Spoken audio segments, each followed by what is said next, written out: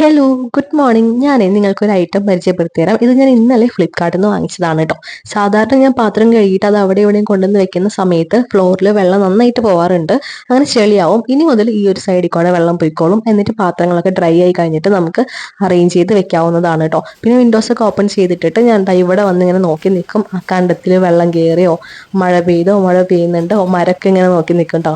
അപ്പോൾ തന്നെ എന്തോ ഭയങ്കര ഉണർവാണ്. അത് കഴിഞ്ഞിട്ട് അവിടെ നിന്ന് തന്നെ അവിടുത്തെ വാഷ് ബേസിനിൽ തന്നെ ഫേസ് ഒക്കെ നന്നായിട്ട് വാഷ് ചെയ്ത് ഞാൻ അവിടെ എനിക്ക് സ്പെഷ്യലായിട്ട് ഫേസ് വാഷും സോപ്പൊക്കെ വെച്ചിട്ടുണ്ട് ഫേസ് വാഷ് ചെയ്യാനായിട്ട്. പിന്നെ ബ്രഷൊക്കെ ചെയ്ത് ഭയങ്കര കൂളായിട്ട് വരും. അപ്പോൾ തന്നെ നല്ല ഉണർവാണ്. പിന്നെ എൻ്റെ വൈറ്റ് ഷർട്ട് വാഷ് ചെയ്യാനുണ്ടായിരുന്നു.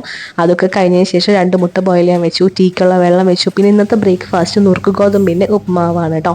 അപ്പോൾ ഇന്ന് എനിക്ക് 8 to 5 ഷിഫ്റ്റാണ്. പിന്നെ ഫ്രൈഡേ മാത്രമാണ് രാഹുലേട്ടൻ ലഞ്ച് കഴിക്കാൻ വരാറുള്ളൂ. അപ്പോൾ അതുകൊണ്ട് തന്നെ നമുക്ക് ലഞ്ചിന് ഞാൻ ബ്രേക്ക്ഫാസ്റ്റ് തന്നെ കൊണ്ടുപോകാറ്. പിന്നെ 5 ബദം സോക്ക് ചെയ്ത് വെച്ചിട്ടുണ്ടായിരുന്നു. എൻ്റെ ഒരു ബദം കാണാനില്ല ഗൈസ്, അതൊരാൾ എക്സ്ട്രാ എടുത്തുകൊണ്ട് പോയി. പിന്നെ അതാ നുറുക്ക് ഗോതമ്പൊക്കെ നന്നായി കഴുകി. ഇപ്പോൾ 2 ഗ്ലാസ് ഗോതമ്പ് എടുക്കുകയാണെങ്കിൽ 2 ഗ്ലാസ് വെള്ളം ഒഴിച്ചു അതിൽ ഉപ്പൊക്കെ ഇട്ടിട്ട് വേവിക്കാൻ വെച്ചു. പിന്നെ അത് ഡിന്നറിനുള്ള മാവ് അരച്ച് വെക്കുകയാണ് കേട്ടോ. നമ്മുടെ ദോശപ്പൊടി കുറച്ച് ബാക്കിയുണ്ട്, അതിലേക്ക് ചോറും കൂടെ മിക്സ് ചെയ്തിട്ട് അരച്ച് വെച്ചാൽ നൈറ്റ് വരുമ്പോൾ നമുക്ക് ഡിന്നറാക്കിയിട്ട് ദോശയും ഉള്ളിച്ചമ്മന്തിയോ ദോശ സാമ്പാറൊക്കെ ഉണ്ടാക്കി കഴിക്കാമല്ലോ. അപ്പോൾ അതൊരു എളുപ്പത്തിന് വേണ്ടി ഇങ്ങനെ ചെയ്ത് വെക്കുകയാണ്. അപ്പോൾ മാവ് പൊന്തി വന്നോളും വൈകുന്നേരം ആകുമ്പോഴേക്കും.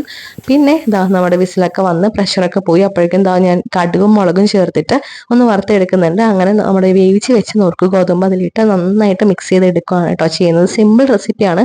ഇനി ഞാൻ ഇത് തന്നെയാണ് ലഞ്ചിന് കൊണ്ടുപോകാം കേട്ടോ. കാരണം എനിക്ക് മാത്രം ലഞ്ച് മതിയല്ലോ.